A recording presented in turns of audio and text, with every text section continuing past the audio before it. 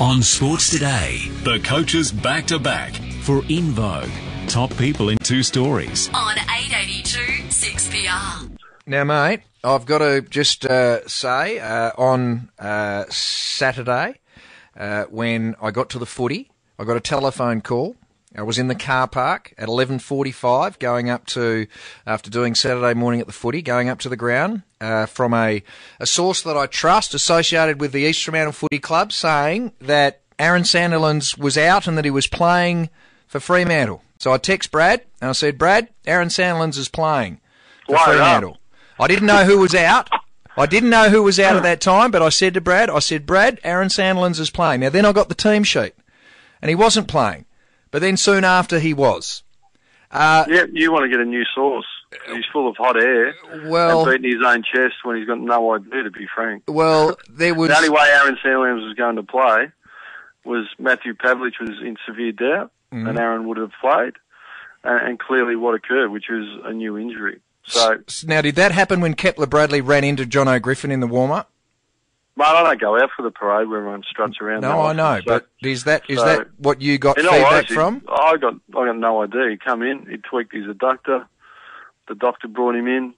I said, he said, I've tweaked my adductor.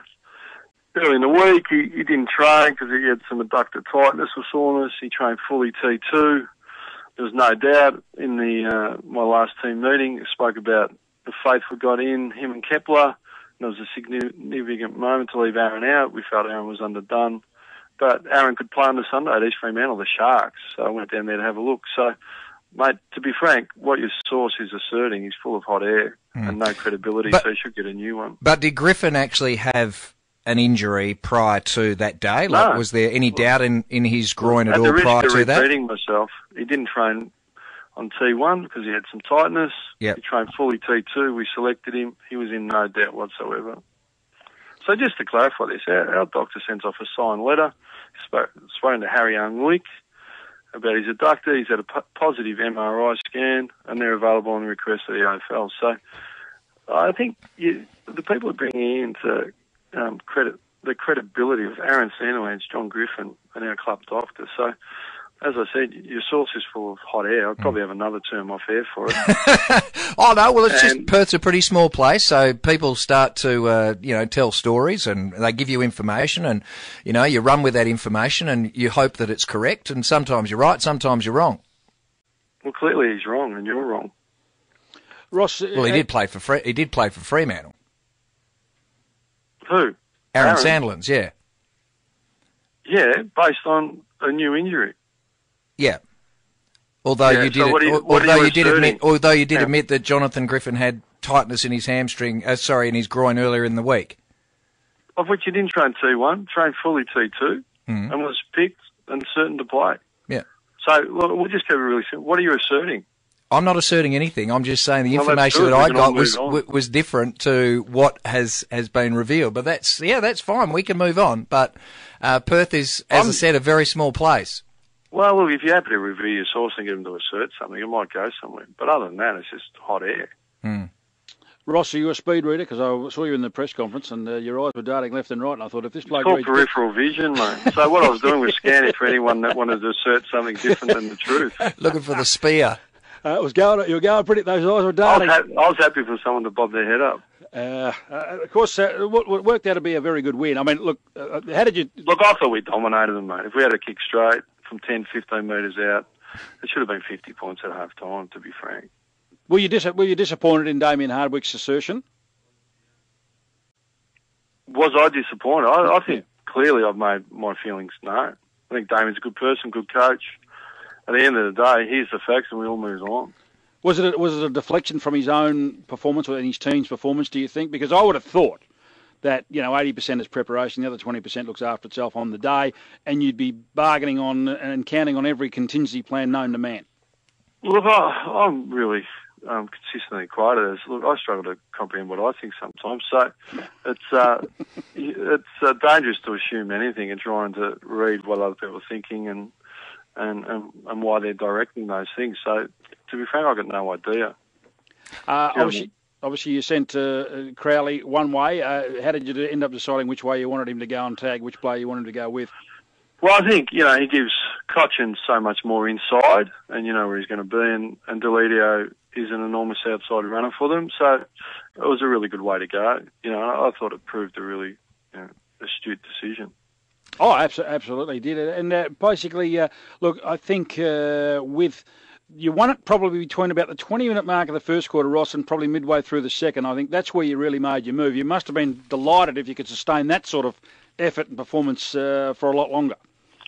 Yeah, we dominated the third quarter, 18 entries to 6 or 7. I think we kicked 3-4. So that was probably the frustration. I thought, really, our third quarter was the most dominant quarter of taking full ground position and locking the inside of our forward 50. But we just missed some targets. Michael Johnson just missed a couple of lead-ups, and Matty the ball kicked one out in the full and a couple of drop marks. So I thought we sustained it all the way to the third quarter. And then in the last quarter, we were cramping and quite fatigued. And we just wanted to take the pace off the game, and we felt we couldn't lose it from there. So we just sort of played kick-only football, and it cost us a couple of turnover goals at the end, but we're trying to preserve ourselves a little bit because the result was certainly in our favour, probably about 10 minutes into the last. What about Big Kepler? The crowd was having their moments, their entertainment moments, and a lot of people laughing, particularly when he got thrown the ball. I think there was a lot of discussion from the crowd. But what were you thinking when he was running into goal and he eventually kicked that one finally on the goal line? Yeah, I just thought it was a lay-down misère, an easy goal, and look, I thought he was really valuable, gave him votes in the best and fairest, and, I'm a positive person and focus on the positives, and I think he's given us terrific contest and second ruck opportunities and mobility, and I'm really thrilled with Kepler at the minute. And look, there's not too many perfect players around, there's only one Matthew Pavlich, isn't there? So the rest of us are just role players, and he's incredibly valuable, and I think the fans have connected with Kepler because he keeps it real and he gives great effort. So, yeah, we're thrilled with him at the minute. What's the dilemmas this week? I mean, Mazunga looked like he was grabbing at his AC joint, and, of course, you've got North Melbourne coming up. Pav looked sore as a boil. Aaron second up. What sort of things will you take into consideration when you sit down at match committee this week? Yeah, back in our sports science division again to give us a fit and available group and bring them through. And Aaron's pulled up remarkably well. So he's thrilled. Yeah, Tendai, a bit of a knock. I saw him Sunday morning on the bike, and he's up and about. He'll be fine. So we haven't got too many doubts. Yeah, I've just wondered, does John Griffin come up, and can we select him? So there's that. Fifey was pretty good off a rolled ankle. Both Matthew and Nathan didn't train at all last week, and so we had to see how they were going in the warm-up. But both of them got through. So there's a little bit up in the air. I think, look, North are running really hard, full of confidence. We're full of confidence. We're expecting a great game of footy. So Griffin's not out for a couple of weeks?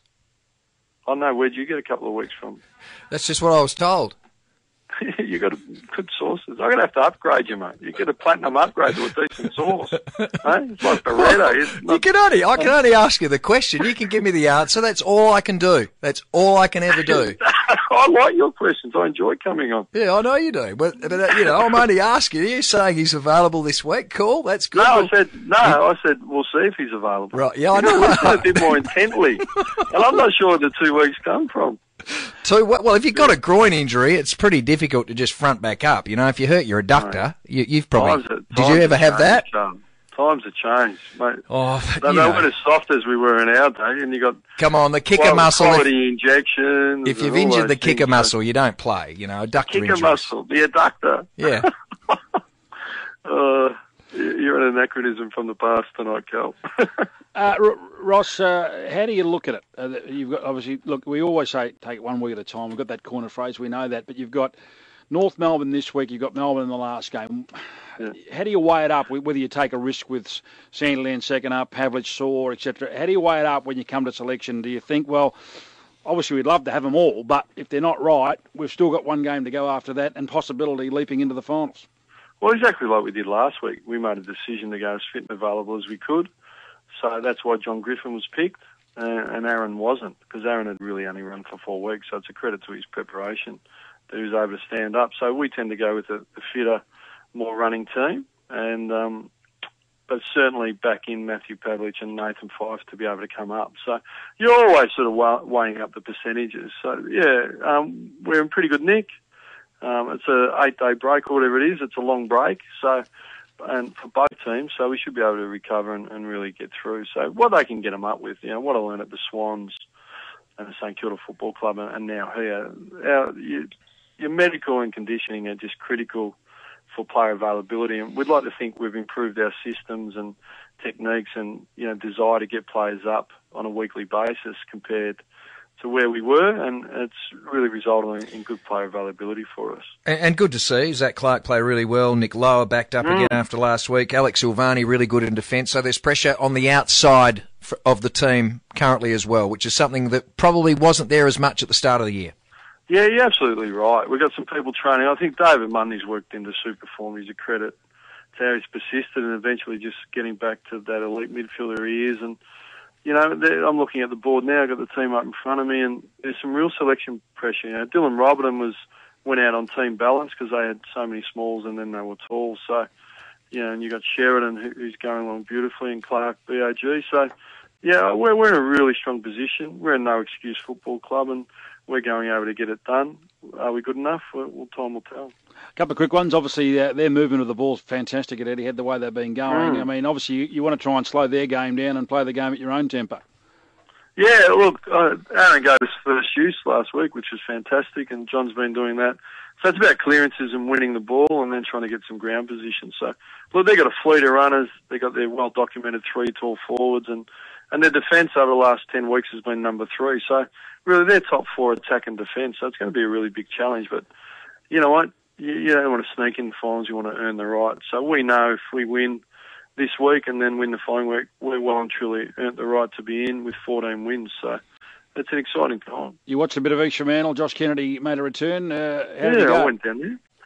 Yeah, look, it's hard for me to judge on. I don't like to make comment on other clubs and other players. But yeah, he looked up and about and working into it, and I'm sure he's going to play some footy for him. And Brad Dick looked fantastic. I thought, who's that? And he just finished with class, so he was really quite dangerous, Brad Dick as well. And Fox and the media websites and radio, etc., expressing that there is going to be an investigation about the Shanley thing. Have you spoken to them yet? Is that done and dusted? Because you've said you've already put in the medical report to Harry Hunter. The AFL emailed through today that there's going to be a royal commission into this, and there's 3.